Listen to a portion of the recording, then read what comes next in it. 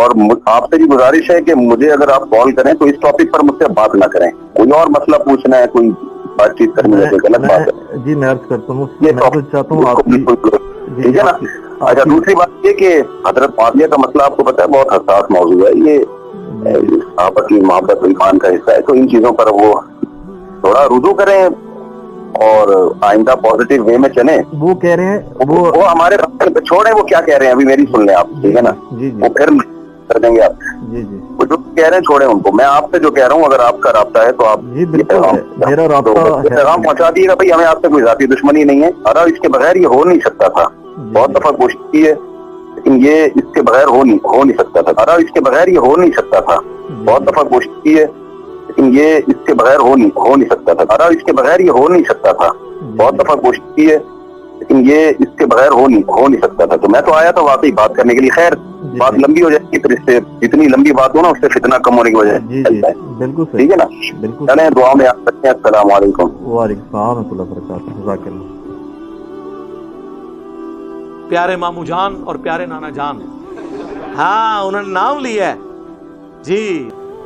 حضرت معاویہ رضی اللہ تعالیٰ عنہ سے محبت ہمارے ایمان کا حصہ ہے. تمام صحابہ سے محبت. آپ نے جو صحابہ کرام کے خلاف ایک پروپیگنڈا کیا ہوا ہے اور المہند المفند کے بارے میں جو پروپیگنڈا کیا ہوا ہے, اللہ تعالیٰ ہمارے دل میں صحابہ کرام جن میں حضرت معاویہ رضی اللہ تعالیٰ عنہ اور حضرت ابو سفیان رضی اللہ تعالیٰ عنہ جن کے خلاف آپ پروپیگنڈا کرتے رہتے ہیں, اللہ تعالیٰ ان صحابہ سے ہمیں, تمام اہل بیت سے, تمام صحابہ سے اور ان صحابہ سے بھی اللہ ہمیں محبت نصیب کرے. انہوں نے کہا کہ میں حضرت ابو سفیان رضی اللہ تعالیٰ عنہ اور ان کے بیٹے حضرت معاویہ رضی اللہ تعالیٰ عنہ پہ بات کرنے ہیں. کیا گل کرنی ہے؟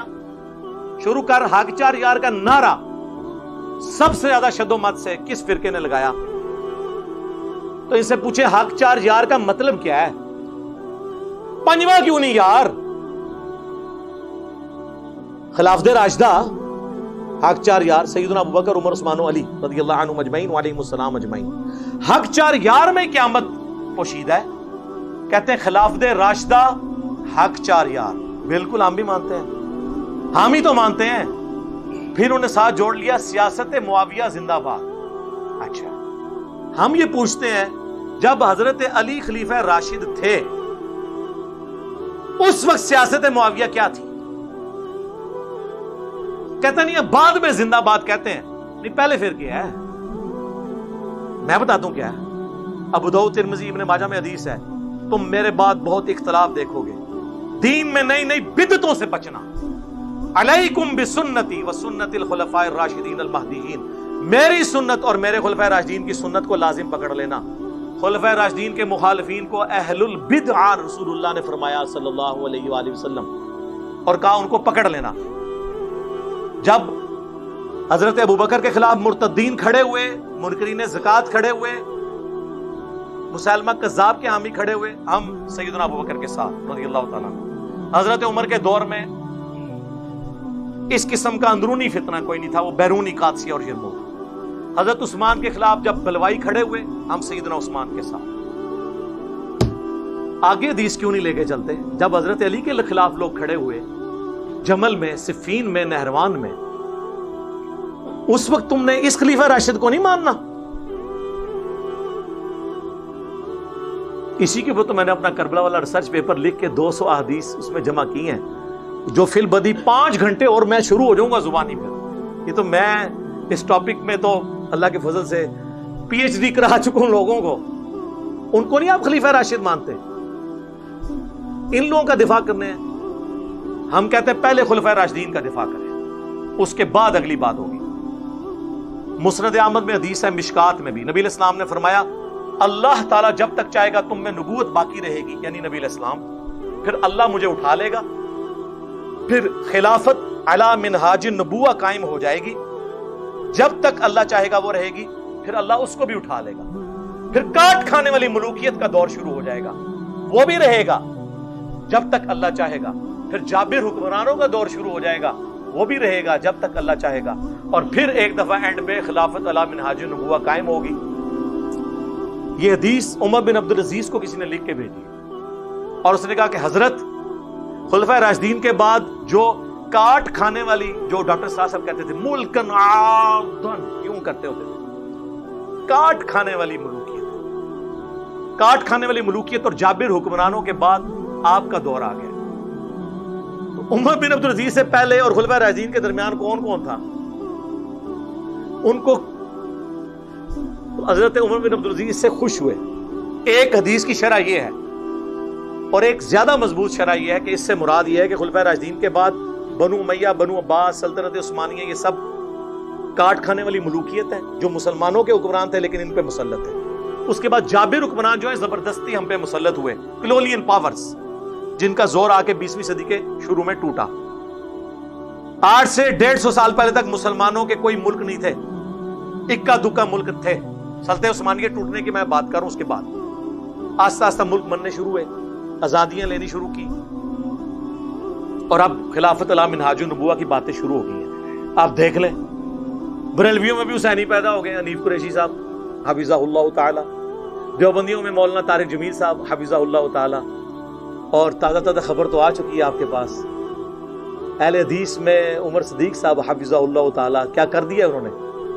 ہاں جی، نیچے لوگوں نے کمنٹس کیا اس کے پیچھے بھی انجینئر کا ہاتھ ہے. صحیح کہہ رہے ہیں، میرے ہاتھ ہے، سارے پیچھے میرے ہاتھ ہے. پیراں دے ہاتھ ہوندے نا مریداں پیچھے. بھائی جس کو سمجھ آ رہی ہے اس کو سمجھ آ رہی ہے. شیعہ میں بھی دیکھ لیں، جواد نقوی صاحب، کل کلپ نہیں اپلوڈ ہوا، 4 فرقوں کے باغی علماء. جواد نقوی صاحب نے وہ ساری باتیں کر دی جو میں شیعہ کو جھنجھوڑتا تھا کہ خلفائے ثلاثہ کے بارے میں زبان اور بکواس بند کرو. انہوں نے وہی باتیں کر دی ہیں. شرک کے والے سے کتنا سخت ان کا سٹانس ہے. ہر کسی کی جرأت ہے یہ بات کرے. انہوں نے کہا ہمارے غالی شیعہ قادیانیوں سے بدتر ہیں کیونکہ قادیانی ختم نبوت میں شرک کرتے ہیں اور ہمارے یہ گھوڑے کو بھی خدا بنائے بیٹھے ہیں. یار یہ کون بول سکتا ہے؟ اور انہوں نے کہا ہم سے بھی آگے ایک ڈگری ہے. جڑے عبد القادر جیلانی دے بارے کہندے نے انہوں نے بھی روح کھول لی اللہ کو واپس. ظاہر ہے وہ تے پھر اس تو بھی ہوتی گل ہے نا، دو پہلواناں دی لڑائی ہوئی، ایک جیت گیا. یہ اسی طرح پریزنٹ کر رہے ہوتے ہیں. اور بابے ہم تو کھنگڑ نہیں دینا کسی نے، روح کھولی. اور یہ عبد القادر جیلانی رحمۃ اللہ علیہ کا کوئی قصور نہیں، ان کی طرف جھوٹ منسوب ہے. جیسے عیسیٰ ابن مریم کی طرف لوگوں نے ڈیوینٹی کلیم کی، ان کا قصور نہیں ہے. تو یہ حضرت معاویہ رضی اللہ تعالیٰ کے بارے میں ہمارا ان کو، یار ہم صحابی مانتے ہیں انہیں، یہ کوئی چھوٹی بات ہے ہم انہیں صحابی مان رہے ہیں. ہم کہہ رہے ہیں ان پہ گالی گلوچ نہ کریں. ہمارا اختلاف یہ کہ رسول اللہ کیا فرما کے گئے ہیں صلی اللہ علیہ وسلم. مسند احمد کی حدیث سن لی، ابو داؤد ترمذی میں حدیث ہے، نبی علیہ السلام نے اس کا بریک اپ بھی دیا ہے. رسول اللہ کے آزاد کردہ غلام سفینہ رضی اللہ تعالیٰ عنہ کہتے ہیں نبی علیہ السلام نے فرمایا تھا میرے بعد خلافت علی منہاج النبوہ 30 سال رہے گی،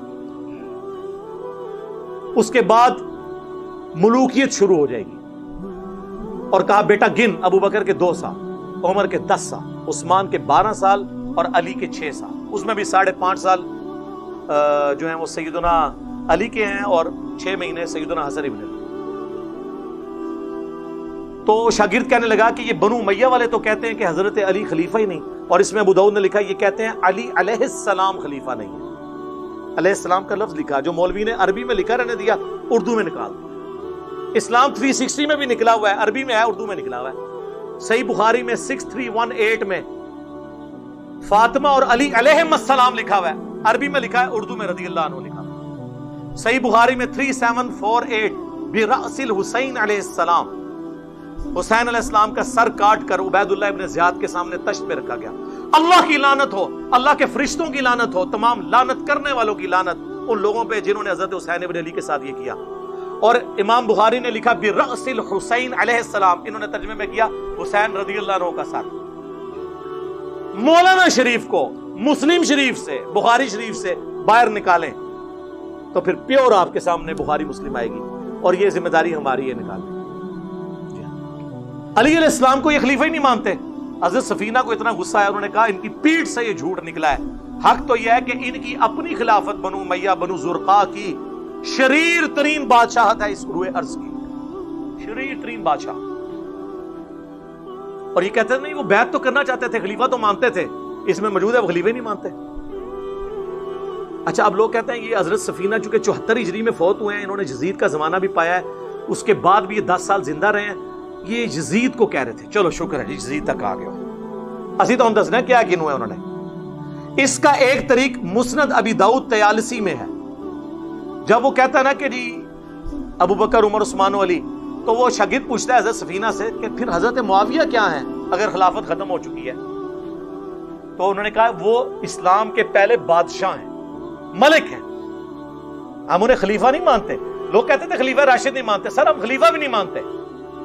خلیفہ ایک متبرک ٹرم ہے ایک خاص چیز کے لیے، ویسے تو سارے انسان ہی خلیفہ ہے اللہ کے، لیکن جو خلافت ہے نا، جو لفظ، اس اعتبار سے وہ ملک ہے، خلیفہ نہیں ہے۔ ہاں ویسے تو امیر المومنین فی پاکستان عمران خان صاحب ہیں، وہ آپ کہتے رہے، لیکن اگر وہ والا خلیفہ بات کریں خلیفہ راشد، وہ نہیں۔ حضرت سفینہ کہتے ہیں وہ تو بادشاہ ہیں، اور اسی کا ایک طریق مصنف ابن ابی شیبہ میں ہے، اس میں الفاظ ہیں کہ بنو امیہ سخت گیر بادشاہ ہیں اور ان کا پہلا بادشاہ معاویہ ابن ابی سفیان ہے۔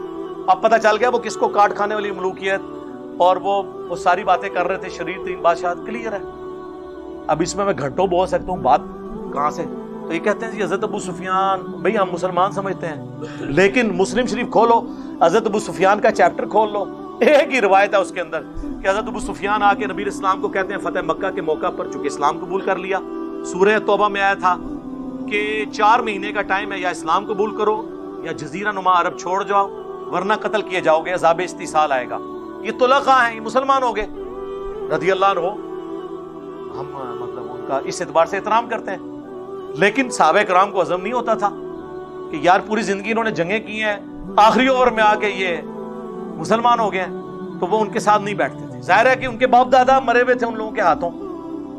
تو حضرت ابو سفیان نے کہا یا رسول اللہ آپ نا مجھے کسی جنگ میں اپنے ساتھ لے جائیں تاکہ باقی مسلمان مجھ سے محبت کریں، پہلے میں آپ کے خلاف لڑتا تھا، اب آپ کے حق میں لڑوں۔ یہ انہوں نے ریکویسٹ کی اور نبی اسلام لے بھی گئے غزوہ حنین کے موقع پر، لیکن پھر مصیبت بن جائے گی، بخاری مسلم میں موجود ہے، نبی صلی اللہ علیہ وآلہ وسلم نے حضرت ابو سفیان کو 100 اونٹ گفٹ کر دیے۔ سر آج 100 اونٹ جو ہے نا 3-4 کروڑ میں سے کم نہیں بنتا۔ تو انصار مدینہ آپس میں چیما گوئیاں کرنا شروع ہو گئے، بخاری مسلم دونوں میں ہے کہ ابھی تو قریش کا خون ہماری تلواروں سے ٹپک رہا ہے، اور نبی الاسلام نے بجائے انصار کو مال غنیمت